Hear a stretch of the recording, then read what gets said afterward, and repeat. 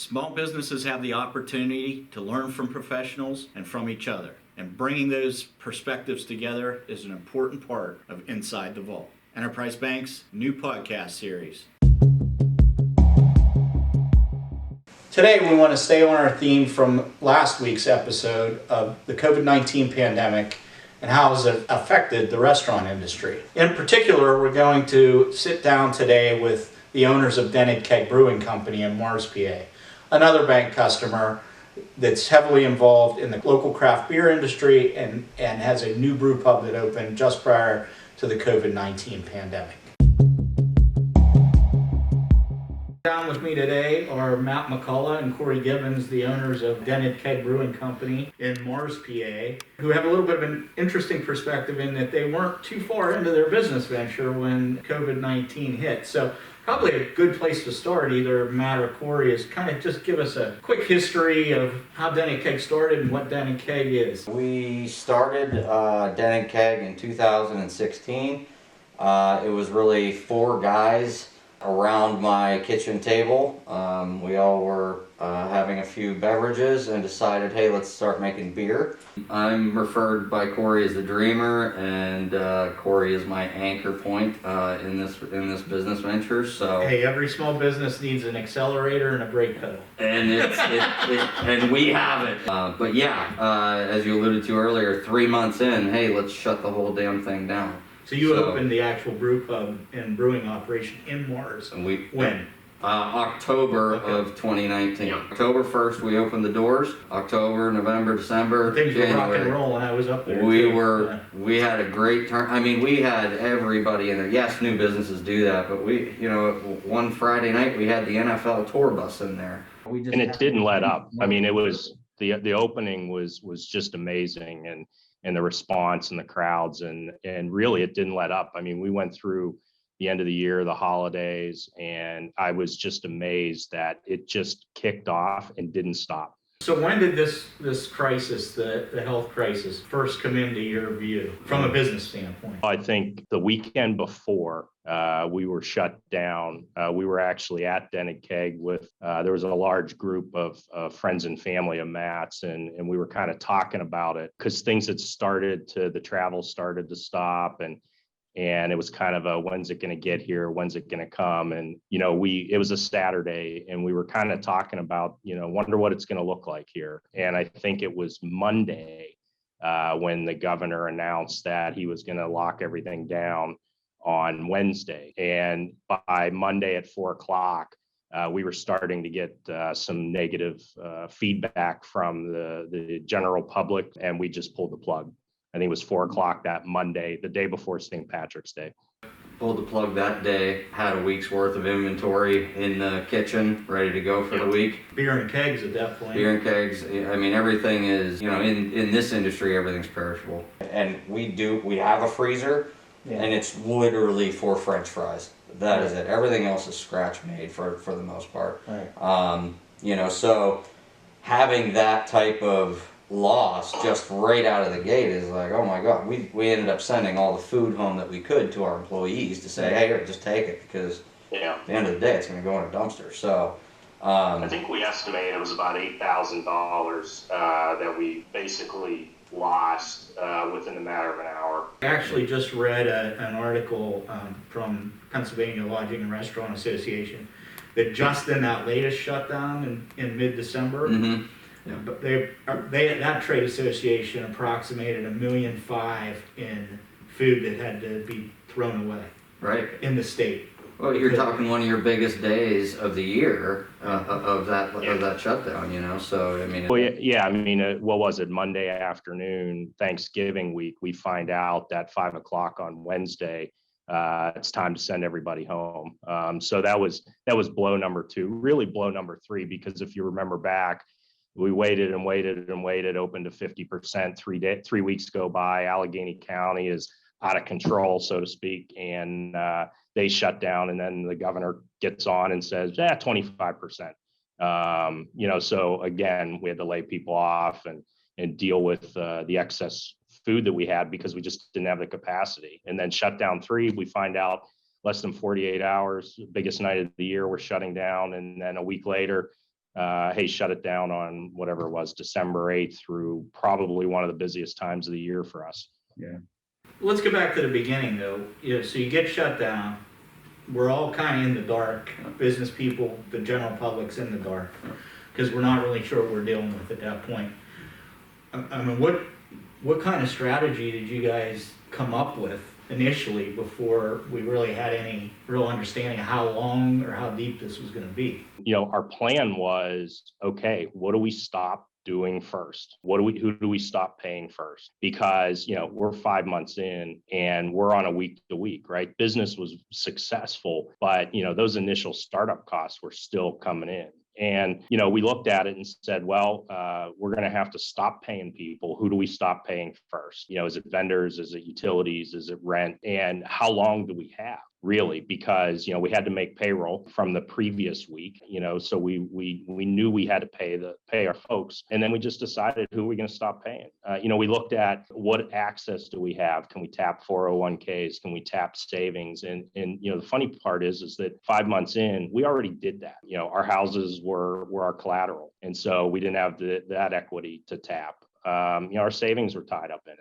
And so we really were at a position where I estimated that we could go 2 to 3 weeks, and then it was going to start to get real ugly. And that's where we started saying, well, we won't pay rent because what's he going to do? Kick us out? How do we survive with that? Right? We won't pay the utilities because what are they going to do? Shut the electricity off? If we're not open, what do we need the electricity for? So it was really crisis management, and we had about 24 hours to deal with that.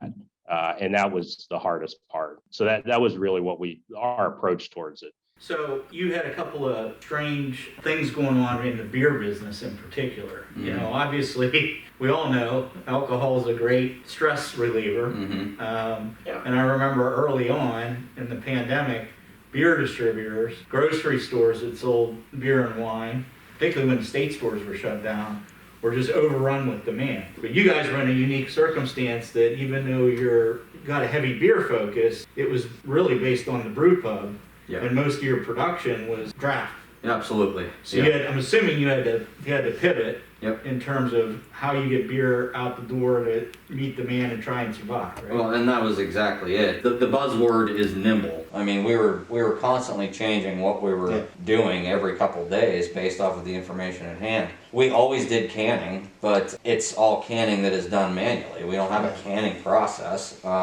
So with that in mind, we bought more growlers to get ahead of it. Then you hit the can shortage.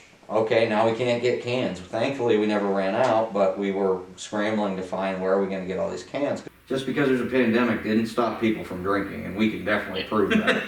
They were just doing it at home. And I do know from personal experience, you guys also had some flexibility in that the way that your space was configured, you could use some outdoor space. Yeah, so we got a tent for outside, opened up outside capacity to get around those mandates from the governor. Thankfully, we had the foresight when we took the lease out and we got our license, that we licensed that space from the PLCB, so we can actually pour out there and you can drink out there, and it's all legal. So that was a really good thing that we caught on right out of the gate. Now, were you able to avail yourselves of any of the financial resources, either federal, state, or county, local, to help?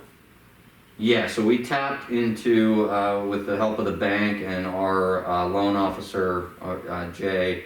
He basically sent us all the information that we possibly could need to start that process on the funding side. The PPP stuff, what was it? EIDL grant. Yep, and then PPP round 2, and as well as there was a Butler County grant that we were able to qualify for as well. I'm interested in your take on ease of use for those programs. I've heard good, bad. Obviously, we here at the bank dealt with PPP and tried to make that as easy. Yeah. But some of these other programs I've heard good and bad. I think it was, from the bank standpoint, look, everybody was going through the same time. So everybody's learning at the same time. So there was no reason to get angry about any of it. There was the PPP stuff, that was easy. EIDL was easy, but then the government changed the rules, so it was that constant flipping back and forth of documentation and, oh, we're going to forgive that, we're going to forgive this, and then they don't. Yeah. And then they make a change. Okay, well, that was the frustrating part for us, I think. Did it do enough? Did it do enough for your industry, for your business? Corey? I think that the federal government with the PPP, while it was problematic, as Matt mentioned, and really the changing rules and trying to align what the federal program was with what the state programs were and the rules and regulations controlled by the state.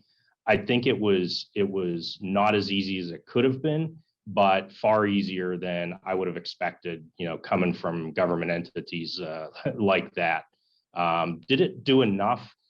I think thus far, if I look back over the last, we're less than a month away from it being a year since this all started for us and for everyone. I think in whole, it's done enough to bridge the gaps. But the problems is that it's a start stop. It's an up down battle. And you really, if we weren't able to maintain the cash flow that we were as these programs dropped off and then the new ones came on, I don't know what we would have done. So I think coupled with the rules and the regulations that the state was the mandating and things like that, coupled with the start-stop nature and the lack of coordination between the federal and the state government, I think it really presented a lot of challenges. And I tell Matt all the time, I haven't slept since March of last year, just trying to navigate this day in and day out. So I guess kind of the most important thing at this point is, we've got vaccines on the way. We've got pent-up consumer demand. Mm-hmm. We've got in Western PA, more favorable weather patterns and season hopefully coming soon. Hopefully. All of seen would be tailwinds to your business. Yeah. What do you see going forward in the short and in the long term? And when I say long term, I'm talking about major kind of structural changes into how restaurants operate and or how people dine or drink out. Yeah. So I think there's a lot of lessons to be learned here with what happened over the past year. I think one of the biggest problems that we are experiencing right now is the fact that you're limited to the amount of people in your area. Mm-hmm. Well, when the government is coming down and preaching to anybody saying, don't do this, no, go do this, you should be doing this. Our problem right now, and I see this as a trickling effect, is the people that don't want to go out are not going to go out, no matter if we're open or not, or if we have the best food. They'll do takeout, which is fine. Right. That's a totally different dynamic. It's more labor intensive for us. Really the biggest bang for our buck internally, and which is why our model is the way it is it's all dine in and consume on site.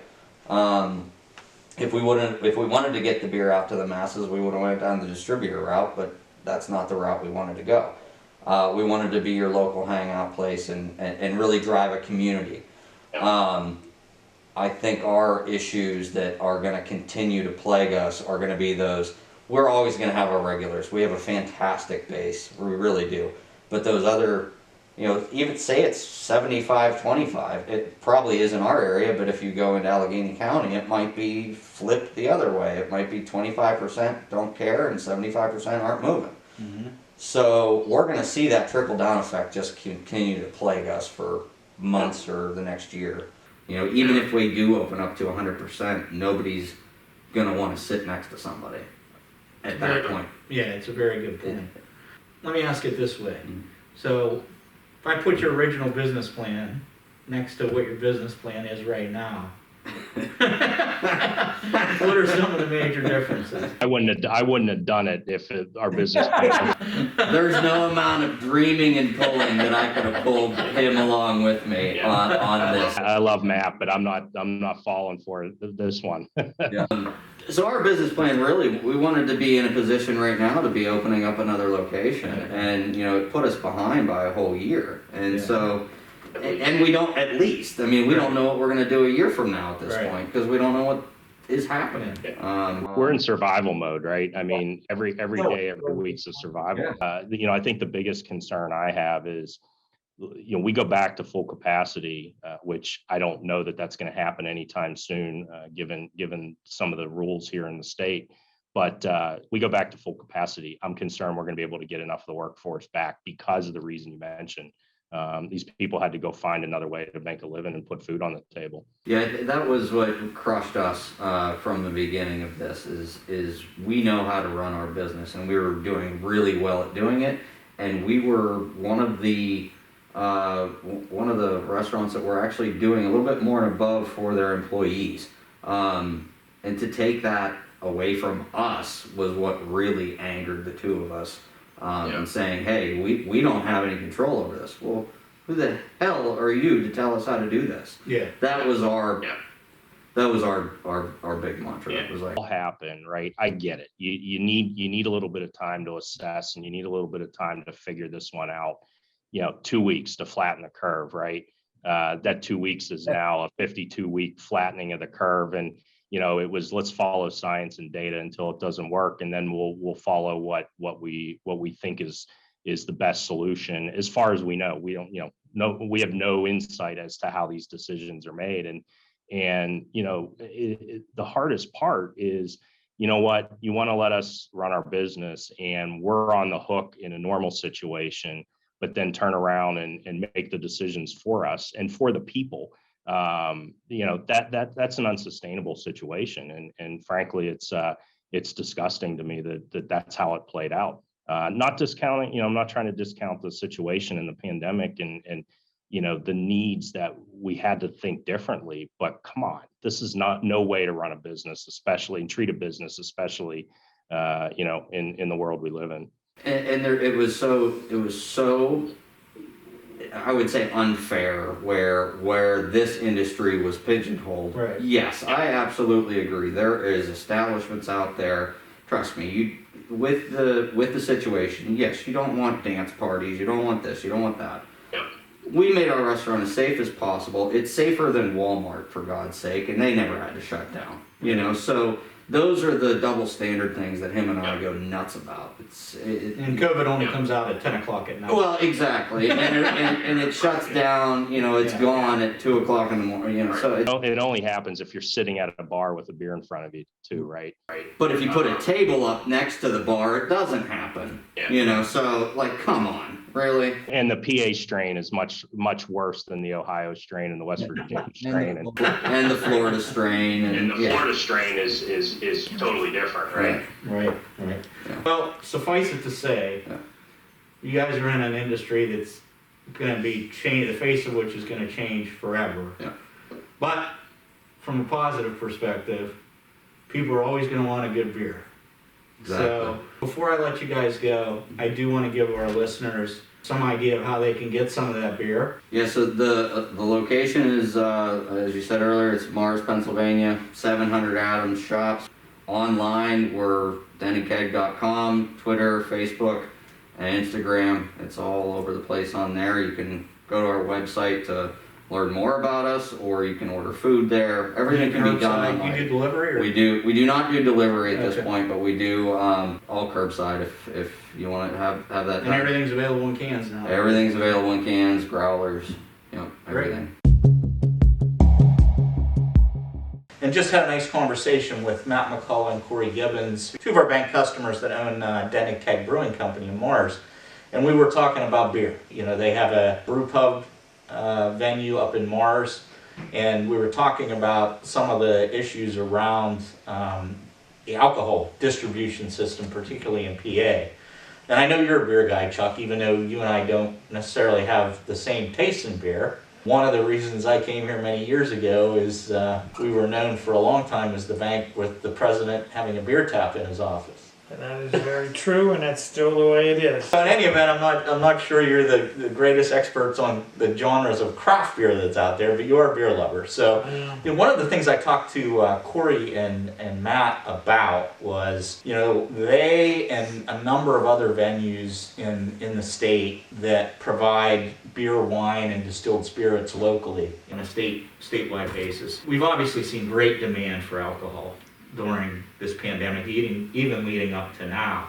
And we've seen some real winners in the beer distributor segment and even in the state store segment with regard to alcohol sales. But it seems like those other venues that were kind of set up for the on-site brewing type operations were kind of left out in the cold by the state. And there just seems to be an unfairness there. What are your thoughts? You can understand, especially at the beginning of COVID, where there was a concern about the spreading of the disease and that would occur through singing, groups coming together, the exchange of, the virus going through the air and what have you. And so there was a big concern about restrictions, and so the bars, the restaurants, they start to put those restrictions on. That shuts that supply down and shuts off that avenue of demand and lets the demand go to the distributors versus the retailers, which means the beer distributors and the state liquor stores and what have you. There wasn't a fairness involved because if you remember, the state store system closed. Yeah, they did for a period of time. The beer distributors... Which was surprising to me as an alcohol consumer when... Well, that would be promoting doing it at home and not in public, but they shut it down. Now, it would have been better because there's going to be alcohol consumed, so you want to do it in the safe way possible. And if you're really concerned about not having large groups, you make it open so that you can take it home and consume it at home. The state shut down the liquor control stores, and yet the beer distributors, they left open. There is always a logic to what's going on. It might be a selfish logic, but the truth of the matter is, in that environment, the union liquor stores didn't want their people exposed, so that's why it was shut down. On the other hand, the beer distributors were independent businesses. They're not the state where I get my pay or I get taken care of whether you shut down or not. They lose their business if they shut down. Well, they pushed hard to stay open, and they stayed open. There was no fairness of what's best for the population as a whole. There's all these selfish pulls and pushes. I want to shut down for the better of the whole. The selfishness comes in when, I'll let this group do it, I won't let this group. It's all who pushes and pulls in the most way possible. But you don't get fair decisions. And to me, that's where it's glaringly obvious in our state that fairness isn't what's mandating things. It's private interest pushing and pulling in different directions. And so when you understand that's the way it is, then all these things start to become logical because you understand the pressures in the background. Doesn't mean it's good leadership, but it gives you the logic as to why things are done. A lot of people run around and say, I don't understand this. Well, it's pretty easy to understand when you dig behind the reasoning as to why the decisions are made. They're not fair, they may not be good leadership, but there's a logic behind what's being done. Yeah, I look at it this way. I mean, you have one of the areas of consumer demand that stayed strong this whole time from last March till now, is the demand for alcohol. You have, independent small businesses. Granted, so are the beer distributors. They were able to do very well. But you have this other genre like the Dented Kegs of the world that have the capacity to produce the alcohol that's in demand. They just don't have a distribution system or canning lines or bottling lines or whatever to get it out to the masses where that could have really helped them, employment within those businesses, if they would have got some type of assistance to maybe pivot into that kind of production. Here again, even the retailers, you see us experimenting with it for the last 9 months. There's social distancing rules, there's the masks, there are the things that are done to protect us as a whole. Many of the retail establishments went a long ways towards doing those things. A bar with plexiglass separating sections, HVAC systems that are pulling things up and out, and not letting it circle around.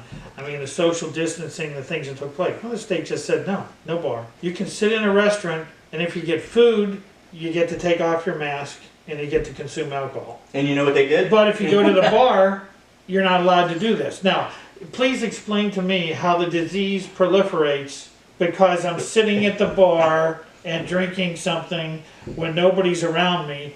But at the table where I have 3 or 4 people around me and I'm close to somebody, it doesn't proliferate. The truth is there's pressures and there's selfishness and there's drives that create what appear to be illogical decisions. But there's a reason in the background why things are done this way, and it's not fair. There's clearly not fair. It's clearly poor leadership, but there's reasons why it all takes place. And what you ended up with results were what I call the end around. I could go to my local watering hole to have a beer, but I had to order French fries. Or some nominal or crack. I've even seen places giving out crackers. So instead of the 4 of you sitting at a bar with plexiglass in between, each having your beer separated, you go to a table where there's no separations, but because you got French fries there, you could all drink together and be next to one another, and that's safe. But this one isn't. Really? When you start, that's it gets to be. That's what's frustrating these farm restaurant owners. It's the classic kind of double standard that's kind of dominated a lot of leadership's response to COVID. I mean, we're dealing right now, and I've been reading this week about, double standards, I consider to be double standards in how vaccines are being distributed. We have enough science to understand, to a large extent, who the high-risk people are. We have a history of who this disease has seriously hurt and what people it does not.